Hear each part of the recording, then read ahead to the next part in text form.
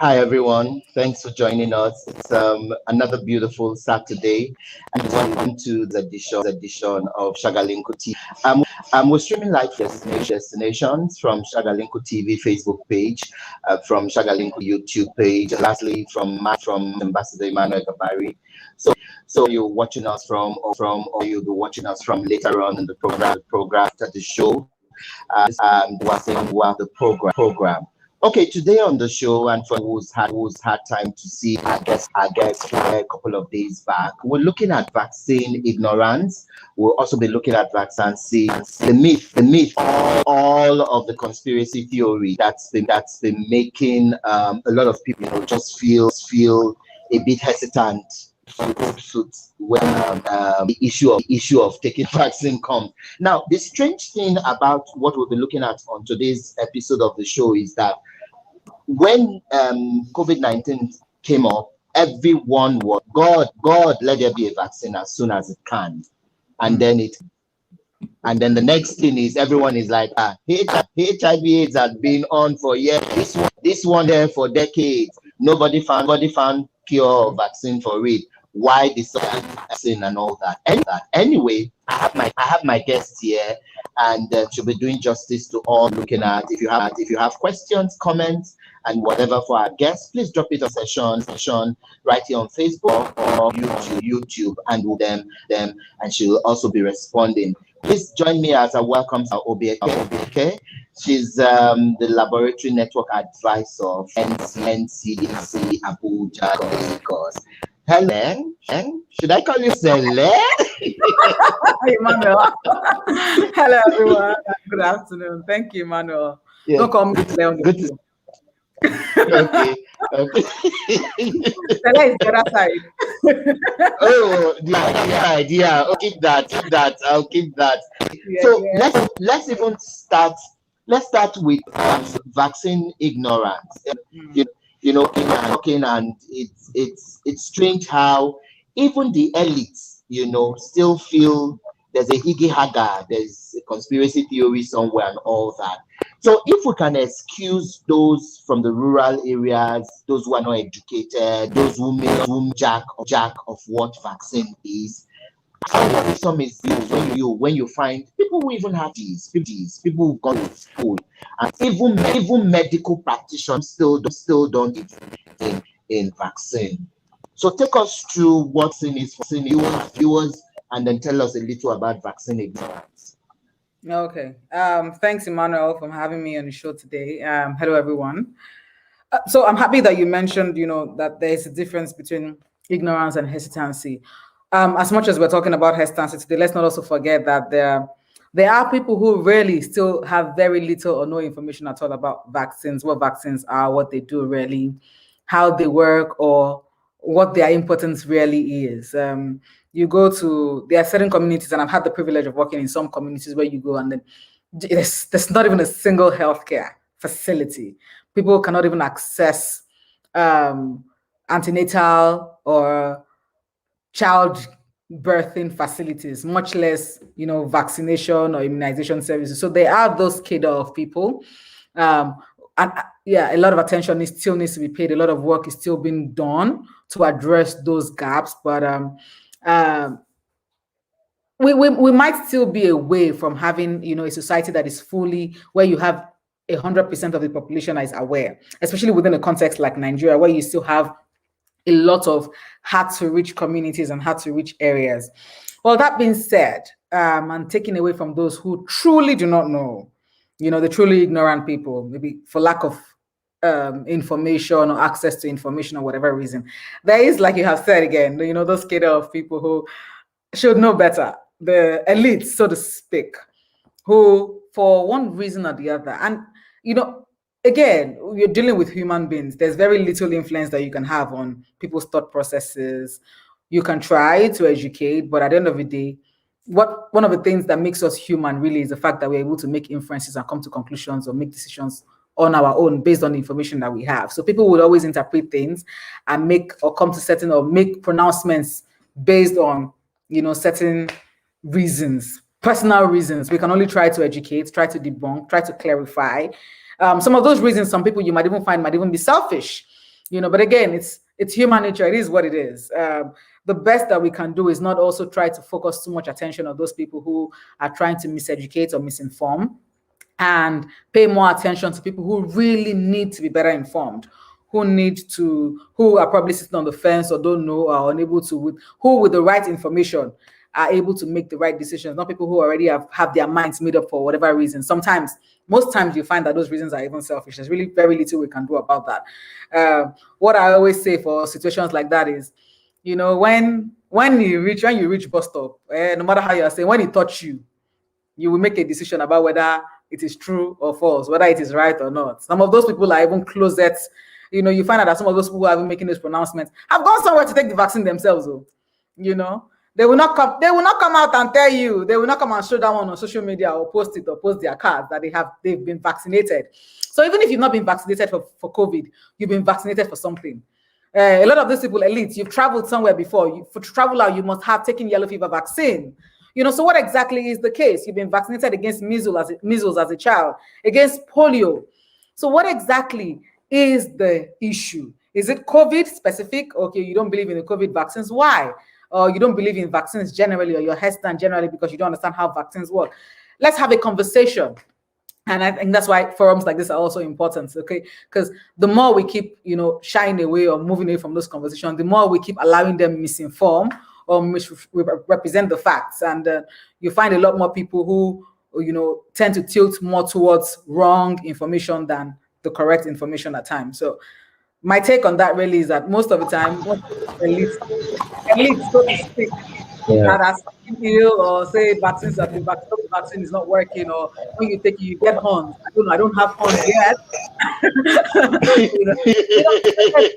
There's nothing really altruistic about their motives. They're not making all of those pronouncements, saying all those things because they care about you, or they are trying to look out for you. It's people looking out for themselves most of the time. And then because you have influence of a lot of general public, or you have influence of public opinion or general opinion, you tend to overuse or misuse that sometimes to misinform people based on your own personal convictions or your own personal reasons. Again, it's what it is. We have very little influence over that. We can only try to, correct those notions and assumptions as much as we can and show evidence. Again, that's why science again is about evidence. Show evidence that these things actually work. So even if somebody comes to say something different to you, the evidence is before you. You make a decision based on the evidence, and you decide which side you want to lean towards. A lot of those people are alive today because vaccines work. Vaccines, if they had left them alone, maybe measles would have killed them while they were little, while they were infants or something. They won't be here to be saying those stories, to even become educated or to start having public opinion or general opinion in the first place. So. Yeah. I am happy you talked this because to take the vaccine myself, I got to the center and I was amazed number of people already on the waiting list, and that really struck something at me. A lot of times you find people just as when we talk about governance in Nigeria, and find who make less noise social media, ones who live abroad. They tell you, leave your country, be, and they're always screaming. But the people who bears the pain will be joining those ones, and it's true. Meanwhile, they're already safe in their zone. Yeah, but you're in that. So that people stick the vaccine. But then some of them will even just stand and be saying, "Don't take all you want." And I know people who call me up like a week. I said, "How far? You don't grow on." I said, "Grow on. We will go take now." The kept calling every day. I just like this was calling for Shagalinku, and then the third day she couldn't hold it anymore. She's like, I should go take this video. I saw when you took yours and posted it to Facebook, and I've been watching yeah. Sometimes God forbid that you go hear something. We are waiting for your horn. Why your horn? No. Mine will show after yours, or maybe a tail. Okay, so let's read some of the messages here. and then we'll go on. And so if you're watching us as well, drop your message in the comment section. YouTube is on Facebook, and we'll be reading guests will be answering. So this one is from Edwin Korea. It says be more informed about how vaccine work, how vaccines work. As a trend, people don't trust a system that's not shown that they care. But thank you so much, Oga Ed. But like I always, and I know you can also add up to this. When down, it's health. You know, like when I talk, like now women, I say like to tell them, madam, this shout out, you don't need them. When the baby out, now that time energy you need to save, because when you know push your life.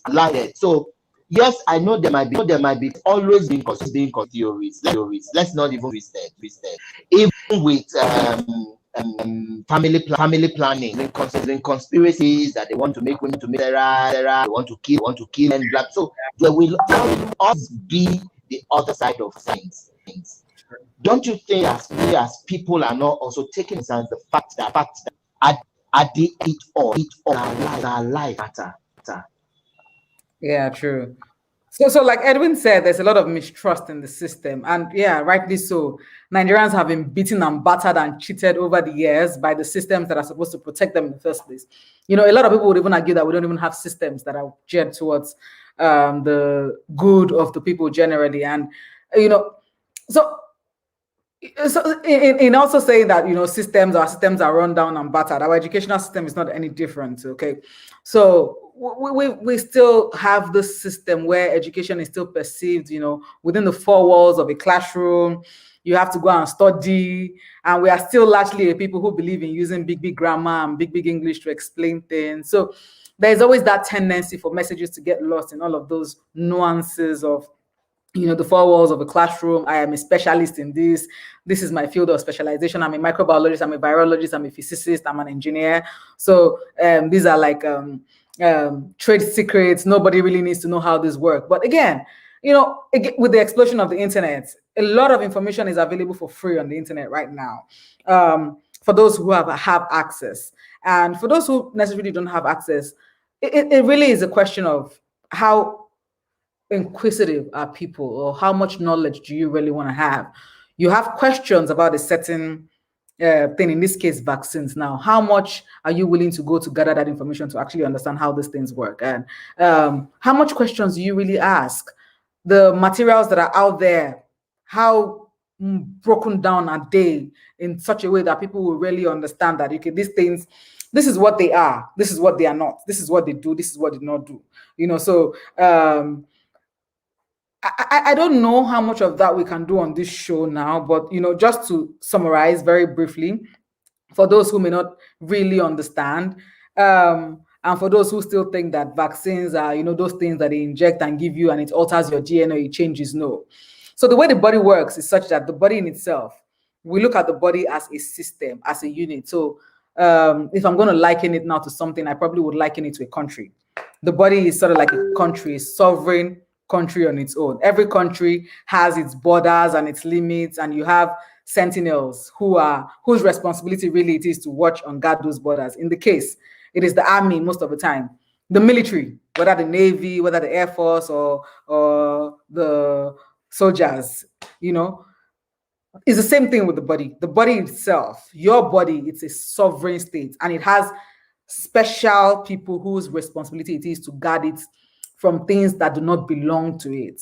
So the body recognizes itself in terms of self and non-self. Anything self is part of the body. Anything non-self is not part of the body. These soldiers that protect the body is what we call, all of them put together, is what we call the immune system altogether. Okay, so what the immune system really does is, you know, things are coming from the outside. Germs, parasites are coming to your body. Your immune system goes into action to say, hey, you're not part of us, okay? You're not one of us. You shouldn't be here. And they swing into action to eliminate you. That's what your immune system does naturally. In the process of doing that, your body will feel certain reactions. So most times when you have people have infections or diseases, what you're really feeling is the reaction of your body. You know, when they say when two elephants are fighting, it is the grass that suffers. So in this case now, your body is the grass. So your immune system is engaging in warfare with this thing that has come from the outside, and your body is feeling the heat. So all of those fever you get, runny nose, all of those are most times, some of them, yes, reactions directly from this foreign body, but most times are reactions from that warfare between your body and the immune and the disease that has come, or the pathogen that has come from the outside. So what vaccines really do is we look at these things that are making you to be sick, that are causing this infection under natural states, and they go into the lab, and we say, we don't want to wait until this thing comes to you, that you cannot predict how bad it will be, whether this thing, you're going to come out at the end of this battle between your immune system and the virus or the bacteria, in this case now virus, whether it's going to kill you. You can't really predict the outcome. There might be drugs, there might be therapeutics, but you really cannot say. We want to move away from unpredictability to predictability. We now say these things, you want to create the same scenario, but you don't want to have the same outcome. You want to be able to predict the outcome. So the scenario you want to create now is a scenario where the body is able to realize or recognize this thing and see it as foreign and mount a response to protect you from it, but without that unpredictable outcome, or lessening the effect of whatever outcome that virus would have if it was a natural infection. That's just basically what viruses do generally. So in the case of COVID vaccines now, you have viruses, the virus in its natural state has been taken into the lab and gone through certain procedures that makes it less harmful, but not to the point that the body is not able to realize it as not being part of myself. So the body realizes it still as not being part of me and mounts the same immune response. But now the outcome is different. The point now is that you can't control, or we can control the outcome. So you are not as sick as you would be. You will not require hospitalizations. And that's really the end point of the COVID vaccine. So when we develop vaccines or any kind of therapeutics, the first question that is always in the minds of manufacturers is, what do we want to be the end point? When you say end point, in terms of what is the best case scenario? What is this drug supposed to do? What is this vaccine supposed to do? For COVID vaccines, the end point really is that you want to prevent hospitalizations or severe cases as much as possible. Okay, so you might get some adverse reactions. You feel like, yes, your body will feel it as something that's coming, but not to the point that if you had a normal infection, might land you in the hospital. It will not prevent you from infecting somebody else, but in case you infect somebody else, and peradventure that person is already vaccinated and the body has already mounted an immune response, so the body is already primed to recognize this COVID virus, you are able to, your immune system is able to respond quickly, even before it becomes a serious case, to get rid of those virus that comes at you. So that really is a thing. So when you say you need more people vaccinated, it's not that the fact that you're vaccinated will not stop you from, if the virus comes at you or if you are exposed, doesn't mean that you will not get infected. You will get infected, but because your body has been pre-exposed to the vaccine, your body now has an immune response. The soldiers are now they are still at the gates. They did not go back to barracks, because that's the way the immune system works. Once part of your immune system is already activated to a certain non-self, they don't go back to the barracks. It leaves some soldiers at the gates that whenever this thing comes again, it can recognize it. That's exactly the way vaccine comes. So the fact that you have been vaccinated and your body has mounted a prior response, you still have some sentinels at the gates waiting for when next it comes again. So now for gates, then go stop them. It will stop at the gates, they enter house, as opposed to when you would have the virus would have free access into your system and do whatever it likes. But in this case, now you now have sentinels because they have been primed with a pre-exposure. It's the same thing that happens with natural infections. But in the case of natural infections, you cannot predict the outcomes. And that's what we're trying to do here, really. Saving lives by predicting the outcomes of what will happen when you get exposed to this thing, and getting you better prepared for next exposure. Because again, you can't prevent people travel. You don't know who you will meet tomorrow, whether the person even has. A lot of people are asymptomatic. You go out of your house, you don't know where the person you are going to meet has been, he has been exposed to. We have interactions every day. So we want to be able to prime our system such that irrespective of whenever you get exposed, your body is prepared and is ready to mount an immediate response, because you have those sentinels at the gate waiting, because they recognize it for life. That memory is there. They recognize this as, okay, we know you before. It's just like a thief that comes to your house the first time, and somebody, cover, wear mask. When it comes the next time, you recognize him now.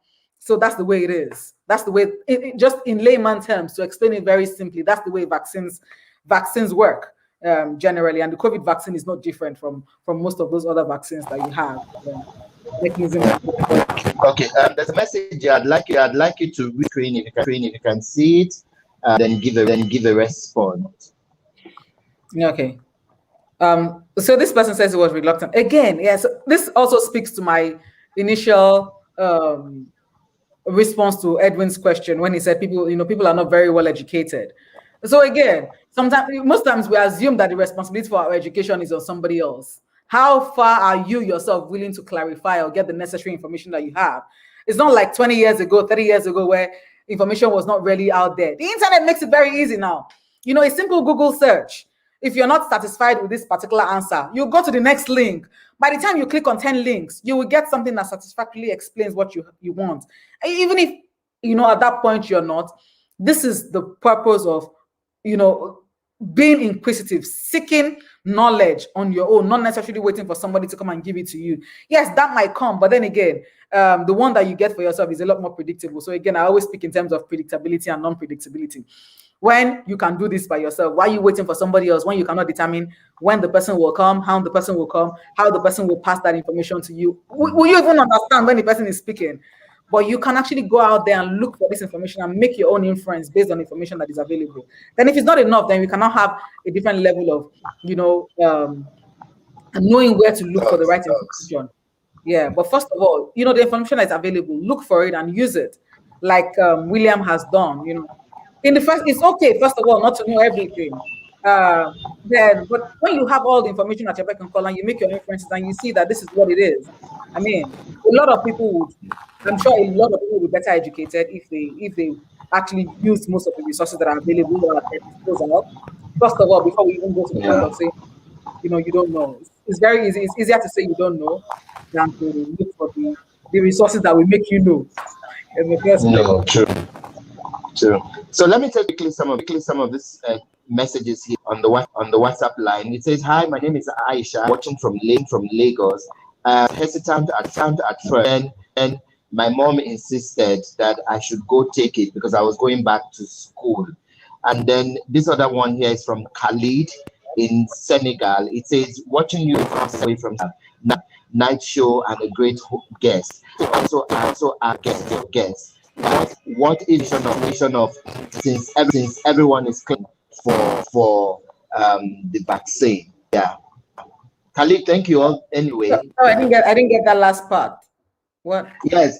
I think saying that if we're clamoring for vaccination, that why is in such a surge, Okay. So again, when I spoke about endpoints earlier, understanding what the vaccines really do is critical. So people are not misinformed, and then you don't have the wrong expectations of what should happen. The vaccines really will not stop transmission, will not stop you from being infected. What it will do is to reduce the possibility of you being sick to the point of being hospitalized. Now, the more people we have that are able to, how do I put this now? That are less likely to be sick or needing hospitalization in the event of being exposed, the more likely we are able to return to normalcy quicker. The more people are still needing hospitalizations, the less likely it is for us to say we are going back to any kind of normalcy. And that really is what it is.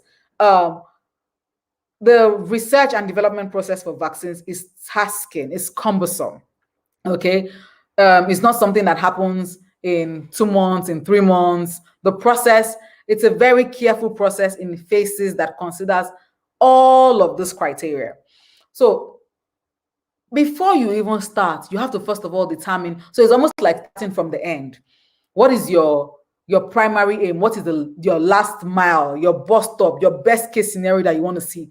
And that's what you work toward. In this case, for the COVID vaccines, there are some vaccines that, the vaccine works to prevent, transmission, because a lot more work has gone into producing them that way. The COVID vaccine is not. We don't have evidence yet that it prevents transmission.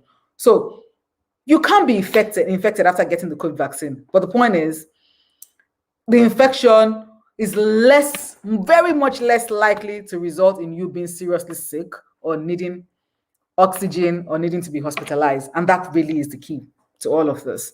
So the quicker we are able to get to that situation where we don't have to have a lot of people in the hospital, a lot of people being, because you are infected and you cannot live your life normally, the quicker we are able to go back to, what's the word that we say again?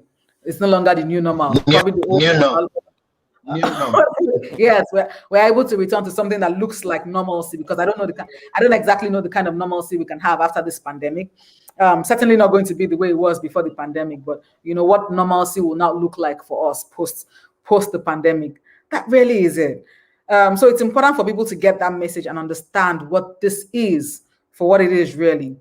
And that's why you have a lot of countries, or some of the guidelines still remain. It doesn't matter whether you're vaccinated, you still have to use all the other non-pharmaceutical interventions, like using your mask.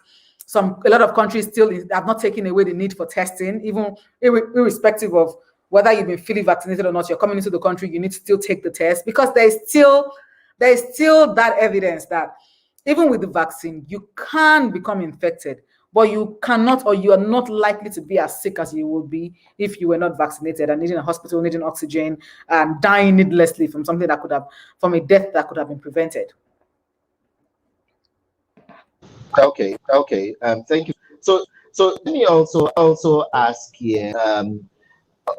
A whole lot has been with conspiracy theories. Many of them. In fact, telling some others are coming. You talked about the internet, yeah, but the internet is also with a lot of gibberish and good things. You have like the good, the bad, the ugly. And then ugly times you read some and you are amazed. Like, come on, is from when you hear the big grammars and the PhDs in us, you're beginning to wonder, is this really easy? So where do we also put in testing? I know it's happening with vaccine. Where do we also put testing? Where it is now for some countries, they are now on vaccination, doing a lot of testing as well. Don't you think these two should go hand in hand? Because it's water, Absolutely, they should go hand in. You can't take away one from the other. So the fact that you have vaccine doesn't take away the need for testing. So just like you have the end point or the goal in mind for what vaccine is, there's also a goal for testing. Testing, really, what testing does is, testing is just the first bit to help you know where the cases are and what prevention mechanism should be in place. Testing is what really would help us control or prevent transmission. So the quicker you know that somebody has this, the quicker you are able to isolate and take that person away from situations where the person is able to infect 2, 3, 4, 6, 8 people. So you're essentially breaking that chain of transmission. Without testing, you can't know who has or who doesn't have. So everybody, especially with asymptomatic cases, everybody can be walking on the street and, am I being infected? You don't know. And we're talking in close proximity. We might even shake hands or hug, and then I inadvertently infect you because I don't know that I have it because I haven't tested. So for any kind of disease, irrespective of COVID, testing is always the cornerstone for control, because testing is what tells you where the cases are that will start that chain of prevention of transmission. Without testing, every other thing we're doing is speculation. Okay, so the need for testing cannot be overemphasized, cannot be taken away until we get to the end of this. Even beyond COVID, any disease, testing, if your lab or you cannot prove with a test that this is what you have, every other thing you are doing is just guesswork or speculation. And that could also have direct implication on treatment. You don't know what to treat for. You start treating for something different. You might even be creating more problems than what the person initially had, So we see it a lot of times in hospitals. That's why you see doctors, you come to the hospital with a certain complaint. The doctor will not rush to start giving you medication. Based on your symptoms or what you're complaining about, they make a differential diagnosis. In cases where they're not able to come to a conclusion, they have a guess on what could be causing it, but they cannot work based on guesswork. They need to say for certain, and the only way to do that is a test. Most of the time, a laboratory test. It's the same thing for COVID. You can be looking at somebody, this person is coughing, is sneezing. It might be COVID, though, but that's just all it is. Might. It's a guess. It's speculation. You can't say for certain until samples actually go to the lab and a test is run and it comes back positive. That's what you work with. That's what you can work with. That's when you have evidence. Science, again, is about evidence. Without that evidence, every other thing we're doing, down to contact tracing, hospitalization, isolation, treatment, is guesswork. And the skill, you can't work based on guessing. So we need to be able to know at every point in time where the cases are. That's where you start. So you test, isolate, treat. You cannot do treatment or isolation first before testing. You must test first. Okay, so that testing, whether we have vaccines or not, vaccines are important to control. But before you can even control, you need to know where the cases are. So testing is still the bedrock for all of this. Whatever work we're doing around control, the earlier we're able to control, yes, the earlier we're able to get out of this. Pressure on testing might be going to get to that point. Testing will still remain the cornerstone of all of the control work that is happening around the country. Okay, so let's some more messages that I hear. This one is from Abuja Steven.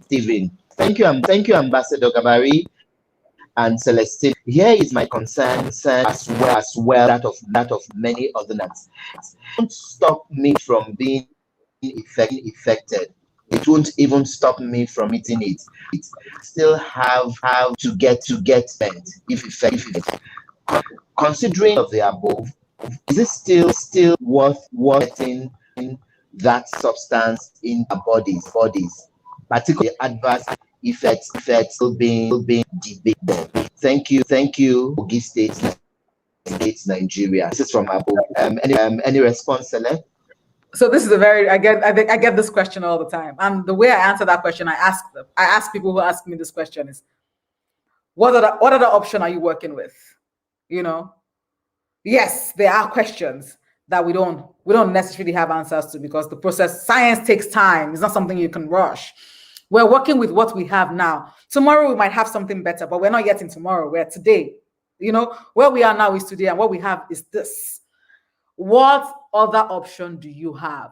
If you say because you're worried about the side effects, you don't know how this thing works, it will not prevent you from being infected if you're exposed. You know, that's why the non-pharmaceutical interventions are there.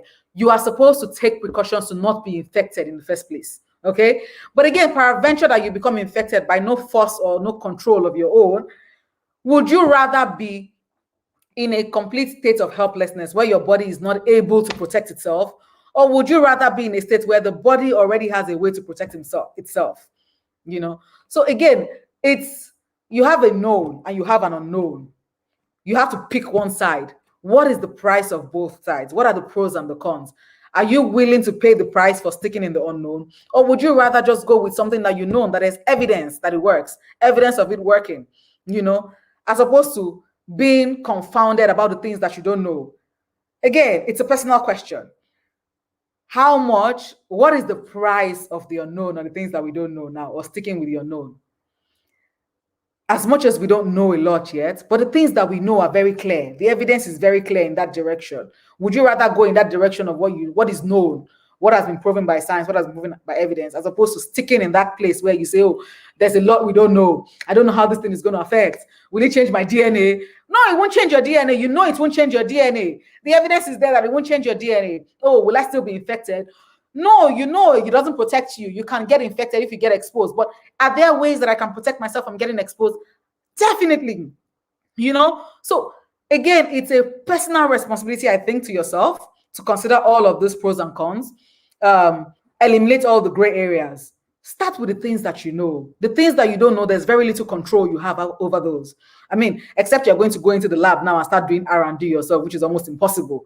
But the people who are working on it have come to tell you that these are the things that we have worked on, and this is the evidence. And you know, even beyond the things that the scientists are telling you, real life experiences that you have seen, even from past, pandemics that have been controlled, epidemics that have been controlled, diseases that have been controlled by vaccination.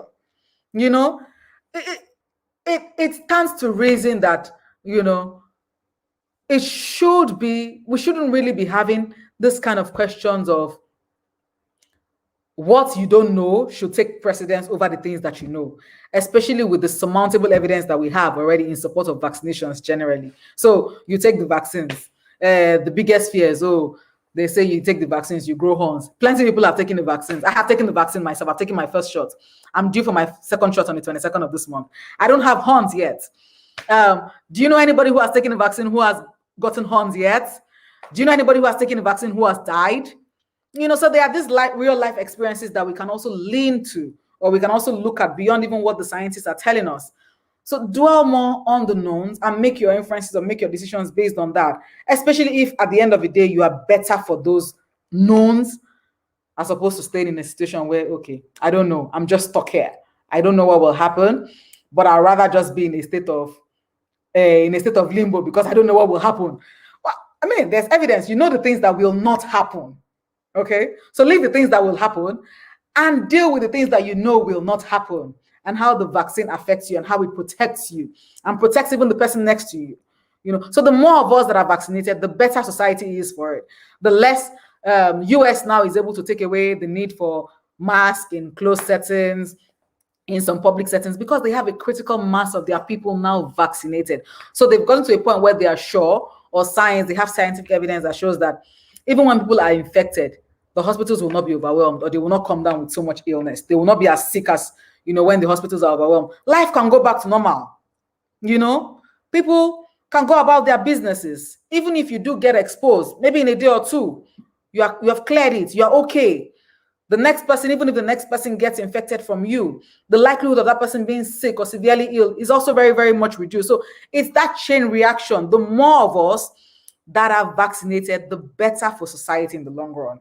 Okay, so those are the things that we should be looking at. It's not just your own good, but look at the greater good as well.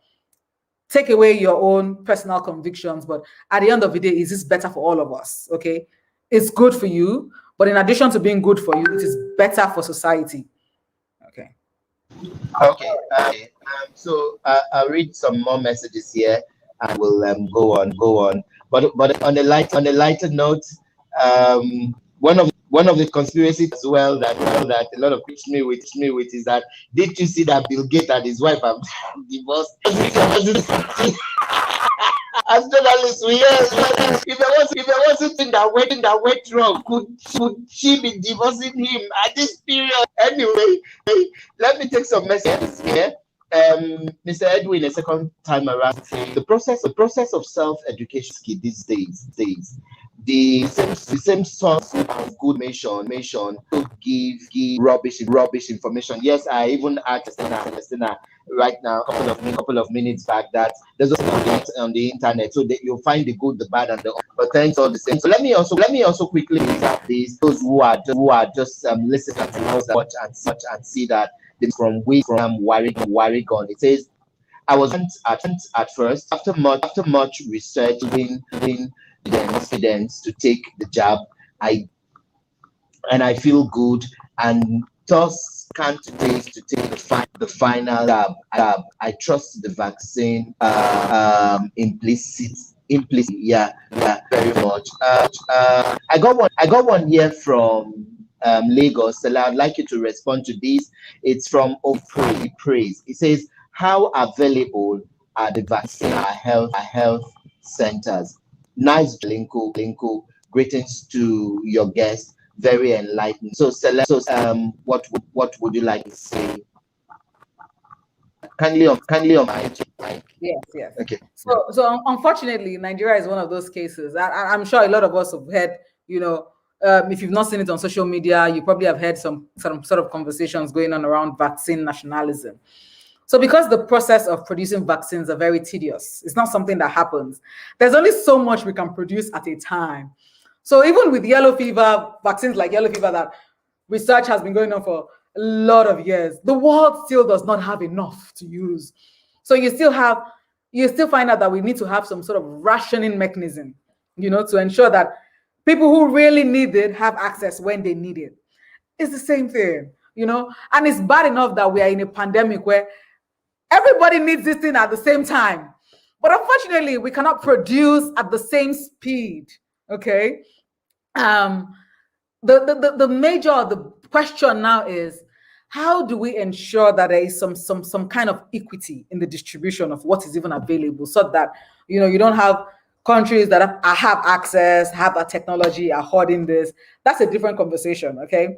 We could have that different conversation around vaccine equity, vaccine nationalism. But for access for Nigeria, sadly, we are in a country that we don't produce anything. Even the syringes that you use to take the vaccine, we don't produce, unfortunately. So we have even toothpicks. so It's as bad as that. So we said is that classical case of we are the proverbial I don't want to use the word beggars, but we essentially have to wait to be given or wait to buy from people who are willing to sell. The COVAX is working very hard to ensure that you have some sort of equitable access, and that's the way that Nigeria has gotten the first set of vaccines that we have gotten. But unfortunately, it will still take us some time to get to that point where we are able to say everywhere we have vaccines where they are needed. The sad reality is that even the manufacturers are not able to manufacture at the speed that the world needs right now. So there will still be some sort of rationing. We are now in a place where we don't have any kind of competitive advantage. Okay, so whatever we have is basically what we're given. Now, from what we're given, you are now in a country that, the most populous Black nation on earth. Your population also puts you at a disadvantage. So that whatever, or the first set of vaccines that we have received, even through COVAX, is not even enough to cater to even, 1% of our population.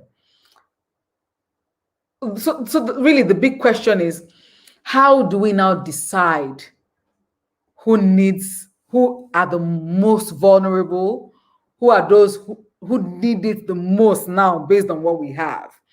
And that's what the NPHCD has been working really hard on the last couple of months, to ensure that, mainly we're starting with people who are exposed, vulnerable population, healthcare workers, aged people who are most likely to be infected and get really sick, frontline workers.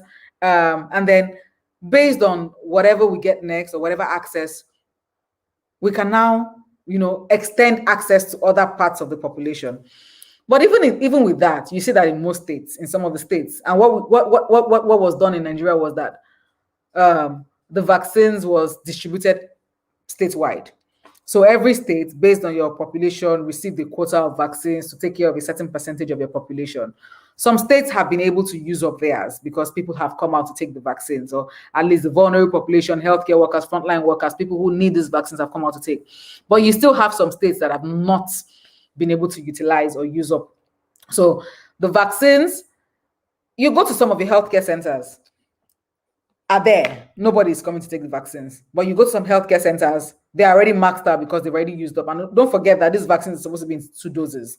So they can't use up. Or so if, for instance, a state gets 1 million doses, you know that 1 million doses is only for 500,000 people, because each person needs to take 2 doses.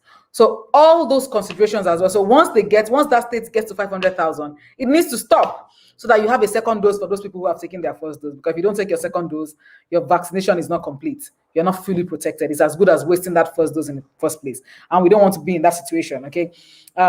So availability in healthcare centers, depending on your state, depending on your reach. Some states might be a lot more easily accessible because of geography.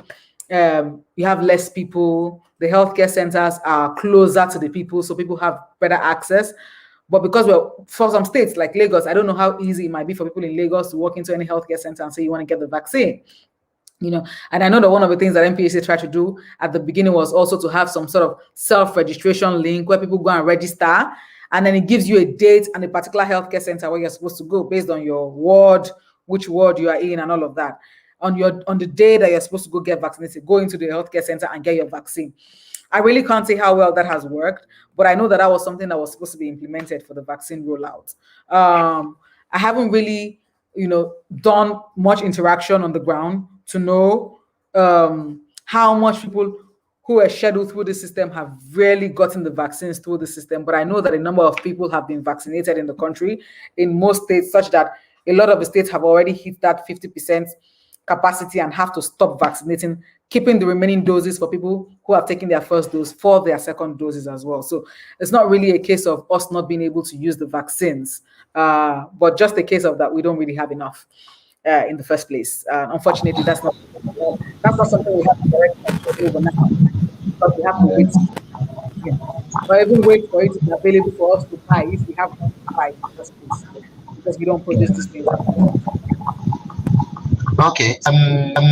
Mr. Equere, a third or fourth time around says her advert in Nigeria. How is this? What will it like respond to? Okay. I can't really say for certain that I can answer that question now, because the vaccination is still ongoing, and I know that their data is being taken currently on, adverse effects. That is, people are supposed to report this adverse effects to the healthcare center where you took your vaccine. That data has not been collated yet, so it might be too early to say what the prevalence for this is. But I do know for a fact that there are people who have had adverse effects from vaccination. I myself had some mild effects following when I took my first shot, just mild fever, a little diarrhea, which resolved in 24 hours. So there have been cases of those adverse effects as in a mild case of infection, and that data is currently being collected. Hasn't been collated yet, so I can't, it's not even out there yet. I don't know. I can't speak to that yet, but yes, that data is being collected currently. Yeah. But also, don't you think enough is not done in sensitizing the public about symptoms or gas effects rather, because like they do for immunization of children, that when nurses or medical practitioners immunize children, they tell the parents, sit down and tell actually that the baby might cry all through the night, he might assist and that. For family planning, they tell women, when you take XYZ pattern of family planning, you might experience this, or this is what you will come up with, but don't panic. Are we really doing enough? Let me from the media and is the media doing enough out to, because this is a lot of people are scared of taking, because when put out there that CEO, not everyone would sing and go to bed okay. You might experience this and that. You don't get to or your queue up, they jab you, or your next. What are you still waiting for here? Exactly. Go to your house. Next, they jab you. Are we really? Shouldn't we be doing more in media sensitization? So again, I'm happy that you have mentioned the media bit. So everybody has a responsibility to disseminate information as much as they have it. I know that for certain that this is one of the challenges of mass vaccination campaigns. It's a lot easier when you have, that today, based on the statistics, this is child vaccination. The max I can get today, the maximum that the nurse will probably deal with today is maybe 10 babies coming in to be vaccinated based on the births in that healthcare facility. But in this case, you have a scenario where it's a mass vaccination for a healthcare system that is already overwhelmed from the effects of dealing with the pandemic for 1 year. It's the same healthcare workers that are dealing with this issue, So people are already overwhelmed. And you not tell me that today, maybe normally I'm used to dealing with 10 people. I now have a station where I'm having to deal with people in their hundreds. There is always that tendency for you to have a fatigue in the system. So the normal education that I would do, I will sit someone down and tell you, when I will be able to spend 5 minutes to do a general education, you just want to get right down to business because you don't even have the time. Yes, there is that tendency. And that's where the responsibility really falls on all of us now to, remember that this is something that affects all of us. The healthcare workers might not be able to do it because of the situation, the overwhelming nature of mass vaccination campaigns. You have the information, how much have you educated the person next to you? How much have you used your platforms, your social media platforms, your Twitter, your Facebook to put out the right information? Your YouTube channels, how much have you utilized those channels to put out correct information, not the conspiracy theories this time around again? So at the end of the day, for information, the responsibility really is on all of us. From the beginning of the pandemic, we've been saying that this pandemic needs to have for us to get rid of it, it needs to have an all of society approach. All of society is all of us, really. So the responsibility is not just on the healthcare workers, the vaccinators, or the laboratory people, or the government. It's really the media is involved. You on a personal level are involved. And these are some of the ways that we can also help and lend our voice and add our bits to ensuring that the correct information is available when it is needed on every platform as much as possible. When you see someone put out the wrong information, what steps do you take to correct that person? Say, oh, this thing that you have put is wrong. There's no evidence. This is the right information. You don't know how many people you'll be reaching with that right information, but it is a step in the right direction.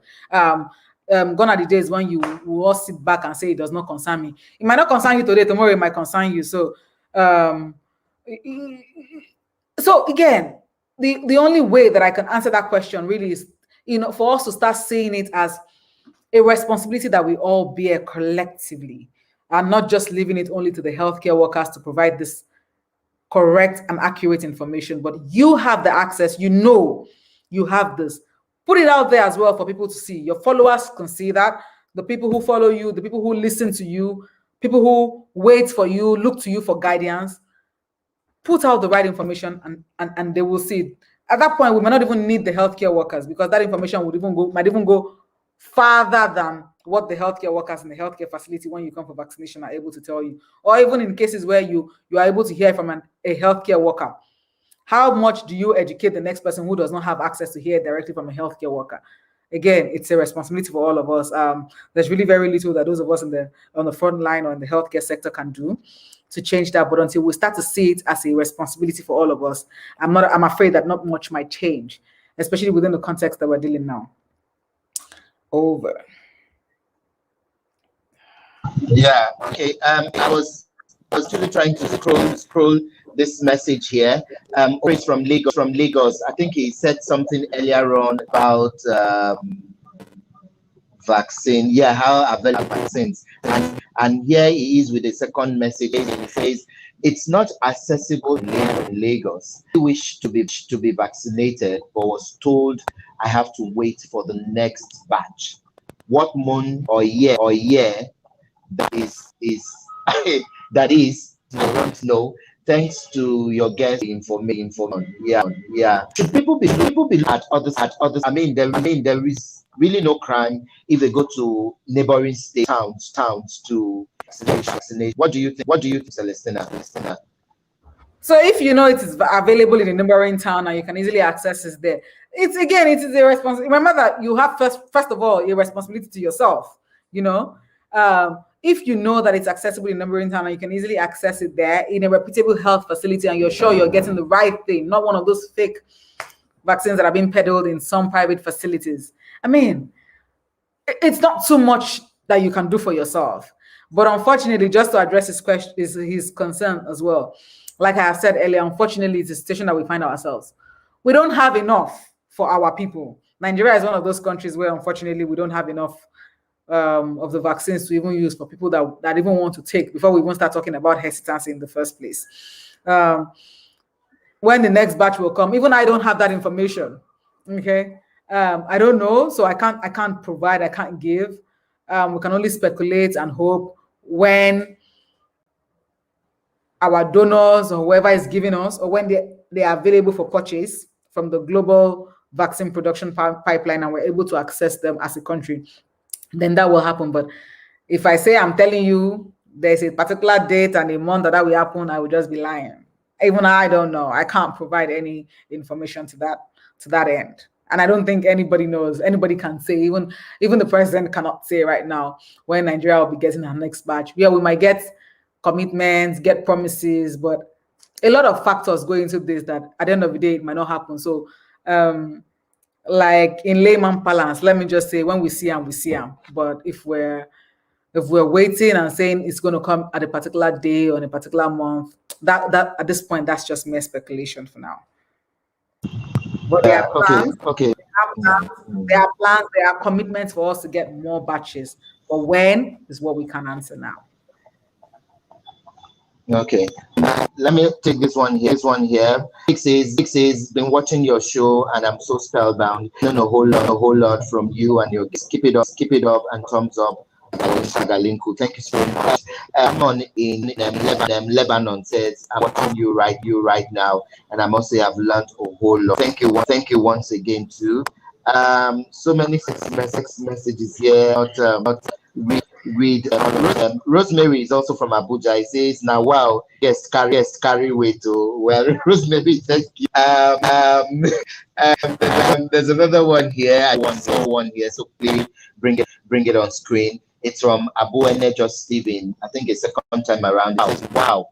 Shocking to hear that some fake vaccines are being peddled in some facilities. Gosh, yeah, I guess some private hospitals. So let's be clear about that.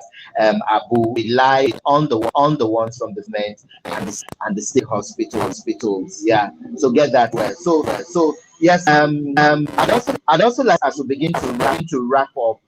I know we'll bring you back again because it seems like you need to want us to talk us out, but a little more about stigma. You know, people still add, even when we think we've grown past all that. But you know, stigma is making a lot of people go for testing. Stigma is making a lot of people not want to be able for the vaccine. How will people say they see me go into a hospital? This is this and all that. I think the only compelling thing people willingly take vaccine, go for testing, because we do NGO work that we are the mercy of. We just come and say, oh yeah, job us, Joe. We don't get choice. So I address stigma briefly, and then word of advice to whole lot of people. But shortly, let me read this message that just says that up here. This is from Kemesit Efyong, and it says, how big is the problem of vaccine hesitancy in Nigeria? What do you think should strategy of addressing hesitancy in the country? Thank you. A very viewer, and also has been a guest on the show previously. Thank you, Barrister Ikemesit Efyong there. Sele, which would you like to answer? This or then I popped Yeah, so I think I'll take this first before I go on to the stigma issue. So how big of a problem is vaccine? I don't think it's a big of a much of a problem. Okay, so and we're not talking about just COVID here now. Vaccine hesitancy generally is a problem of people who have too much. In the first place, we don't have enough. So what are you? You are hesitant. Somebody is waiting around the corner to take that thing that you're hesitant about. So don't worry, it's not going to wait there for you. We don't have it in surplus that it is just waiting for somebody to be hesitant. You don't want to take, somebody right around the corner will take it, you know. And I think the information really has been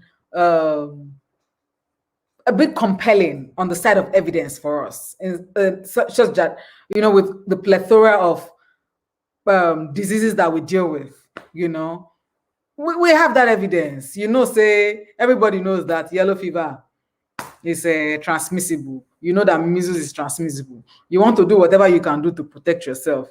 You know that polio is transmissible. You want to do whatever to protect yourself and your children. Okay, so wherever the vaccines are available. So generally speaking, I wouldn't want to worry so much about vaccine hesitancy in Nigeria as much as access.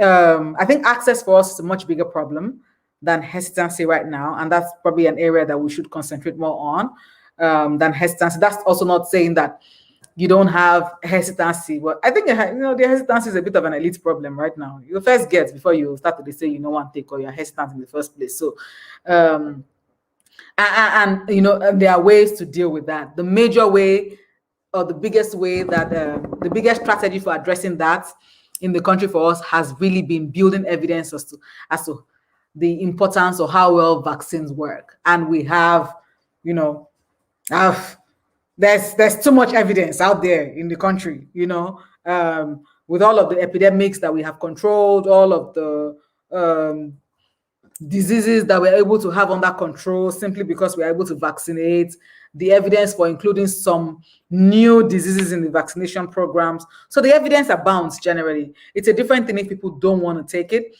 But again, generally speaking, I don't think vaccine hesitancy is that much or big of a problem for us in Nigeria as much as access to vaccines really is, and not just for COVID right now. And then the strategy really is, evidence and education. Okay, so I don't think there's beyond that.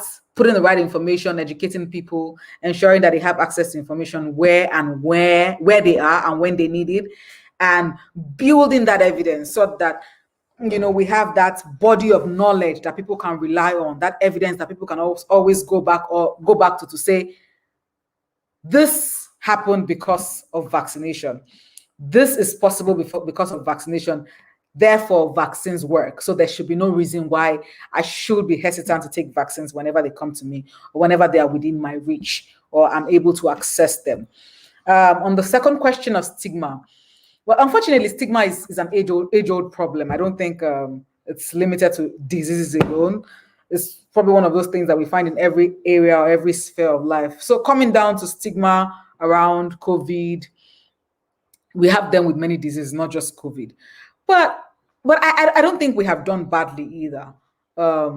Maybe in the earlier months, there was a bit of a problem. People were being stigmatized because we didn't know enough. Again, you are afraid of what you don't know. But the more information that we have tried to put out there, the more we have tried to educate ourselves, people have become more open to receiving that information and receiving the knowledge and working with it. We saw it with testing. At some point, there was a time that, even you go to people's houses, they don't even want to come out to get tested. But we got to a point in the restaurants where people were coming to themselves, to the health facility to say, I want to get tested. To the point that it's even the health facility say, we are not working today. There's nobody to take your samples, So we've seen that shift. And I think a lot of that work really has been to the amount of information and how well we've been able to educate ourselves. I'm not saying, again, responsibility for education is on all of us. So it's not just on the healthcare worker putting out, but how much we're able to digest that and pass it on to the next person and ensure that the next person is just as well educated with the right information as we are and is able to make an informed decision from that information that they have. So I don't think we have done badly. Stigma around COVID vaccine, again, it says stigma. The vaccine is not even first of all there for you to take. So what are you stigma? When it comes, now decide whether you want to be stigmatizing or not. So if you are still dealing with hesitancy or dealing with vaccine stigma, there's somebody around the corner that is just waiting to take that shot that you have refused. And then the more we are able to build that kind of evidence and you see that this thing is not hurting the people that are taking it. Yes, adverse effects that are not unexpected, okay, with any vaccine. People people become more receptive, become more open. The major way that I know to kill stigma is to ensure that a larger population of people are more open to the issues. People are able to talk about it. So if you've received the vaccine, there's no need for you to hide it. There's no need for you to lie. If somebody asks you, you can freely say, yes, I've taken the vaccine and I'm okay. Okay, I'm curious calling. She's cutting my call. Sorry. So if you have taken the vaccine and somebody asks you, you don't have to lie or have to pretend because you don't know why that person is asking. That person might be asking because they're looking up to you somehow to say, if it is okay for this person, then it is okay for me. So again, the onus is on us, So I have taken the vaccine. I can freely say it anywhere that, yes, I have taken my first dose. I'm waiting to take my second dose next week. Nothing has happened to me. I haven't died. I haven't grown horns. I don't have a tail yet. My DNA hasn't changed. I haven't started growing hairs in places where I don't have hair before. I still have 2 ears and 1 nose. Nothing has changed. My DNA has not been altered in any way. The more people are able to see these things, the more we can get rid of things like stigma and discrimination around these issues. It's the same way with how we were able to reduce the stigma around HIV/AIDS. The more we are able to talk about them, the more people can come out to say, I have this thing. And it's not the end of my life. I have not died. Nothing has changed I am still the same person that okay? The only difference is that I have this thing and you don't have it, okay? So it doesn't make you any better. It doesn't make me any worse. Nothing about me is going to change tomorrow, It's the same thing. If people are able to come to terms with this, then issues like stigma and discrimination become a thing of the past as far as COVID is concerned. Again, the responsibility is on you, it's on me, it's on all of us to be able to freely talk about it. If you've had COVID and you've got a test, there's no need to hide it. It's not something that you shouldn't, somebody shouldn't look at you differently. The next person shouldn't look at you differently because I went to get a COVID test. Okay.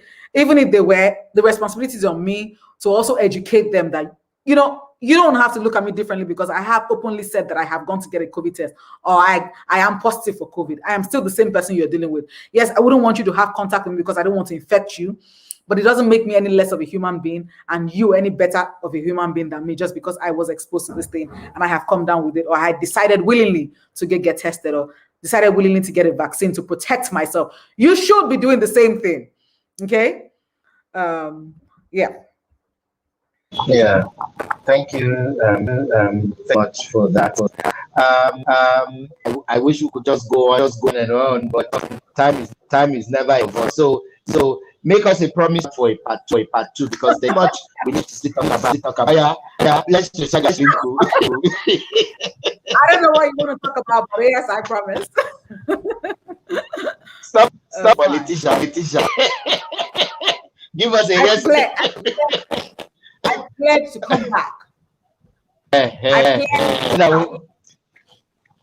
So the evidence, you told us evidence based. At least evidence can capture. This is science. We deal basically with evidence. Anything that cannot be evidence, we throw it out.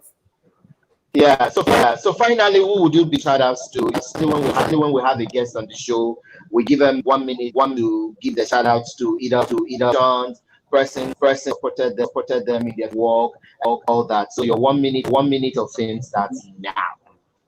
Oh, okay. My 1 minute of fame. Yes. So I think my shout out really will go out to all my colleagues and frontline workers generally in Nigeria. The last 1 year has probably been the hardest that a lot of us have gone through. So I will be I'm dedicating this shout out to all of us in the health sector in Nigeria for the wonderful work, the exceptional work that we have done over the last 1 year. It hasn't been easy. We have not exactly worked under the best of situations. It's not, the circumstances haven't exactly been what we need or what we want them to be, but I know that we have made the best of it and we have done the best that we can under the circumstances. So thank you, and well done to all of us. That's my 1 minute of fame there. Thank you. Hey, thank you so much. Abu, final time says, sorry, Celeste, I am living in a remote village, and yet someone taking the first shot, so I can be money you so as to when go for my first shot, laughing out loud. So you're waiting for me, Stephen, you're waiting for me to take your shot. So I had my first shot early last month, and I'm due for my second shot on the 22nd of this month. Okay. So you can be monitoring. Stephen, I also do.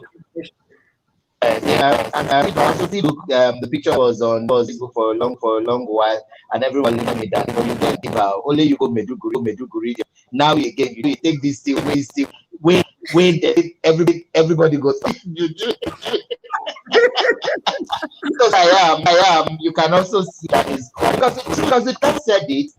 It's people who come publicly to tell you not to take are themselves secretly going to take the vaccine. So it's your health. At the end of it, your health. So thank you so much for being there for us. Thank you for having me. Really appreciate and like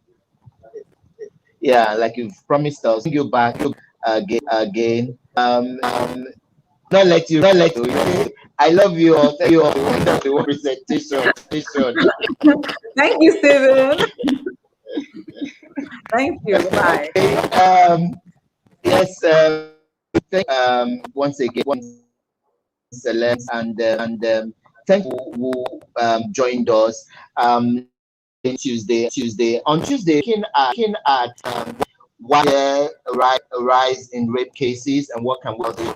You all know the girl who hunting somewhere in Akwa Ibom and got killed by her proposed employer, where she met her death there and all that. So and then we know of the Babais and so much more, and so many things are happening, and that's why we're taking. I know gender-based violence a couple of times on this show, and I know we constantly talk rape issues and that, but also on the right. What should win and anyway, we'll be having a lawyer on that, and journalists. Both of them will be here next week, Tuesday, God willing. We'll be having Ad Medina Lawan and all of our guests to talk with us on that. And next week, Saturday, we'll be looking at Nollywood. How can we use as tool for selling in changing the narratives when it comes to peace building, security issues. So you would like to stay with us next week, Tuesday and Saturday, when we'll be here, God willing, to do Shagalinku 2 p.m. West African time. So join us next day on also Saturday for a fresh edition. My name is Ambassador Larry. Thanks to everyone from across the globe. The video is still here. It will be on. When the wake up, I realize this is still early mornings for some countries. So when they wake up, they want to comments on it. Guess it also helps them to bring next time questions for our guests to have them to change. I remember to like our YouTube page, Shagalinku TV. Also click on notification button so that when we go on, we can you can get to know. So again, to my guest, I've been talking with Celestina Obiekea. She's a lab network advisor for NCDC, Abuja, Nigeria. I think she's been amazing. Thanks to everyone who joined, everyone who watched, who couldn't send messages. I was going to thank everyone who watched and did, but then there's no time for everyone who joined. Until we see you next week, see you all and have a beautiful Saturday. Remember, stay safe, continuously wash your hands, sanitize, wear your masks when you're in public, or you need to step out of your house, and stay blessed, and God bless you. Bye-bye.